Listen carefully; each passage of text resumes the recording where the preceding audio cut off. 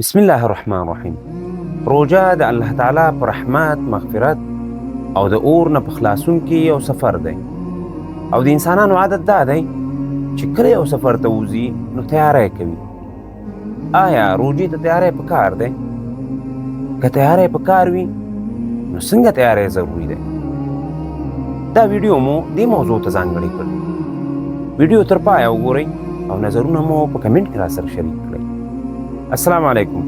زما نوم عبدالفتاح اکبري دی او زه په اسلامي او جنرال معلوماتو پسې پلټنه کوم او بیا یې په سوشل میډیا خپروم د دې لپاره چې ستاسو په اسانۍ د لاسرسي وړ وګرځي.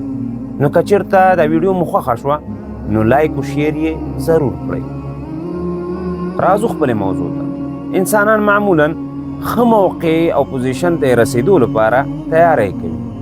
نو موږ باید پوه شو چې روژه یوه موقع ده موږ ته زمونږ د ګناهونو د رژېدو او زمونږ د روحي، رواني او فکري مرضونو علاج پکې کېږي. نو د دې لپاره باید مونږ ځان فکري لحاظ ورته تیار کړو او دا باید مونږ په ذهن کې راولو چې مونږ په دې روژه کې خپل ټول ګناهونه د الله په عباداتو باندې رژوو او د خپل روحي، رواني او فکري مرضونو علاج پکې کوو.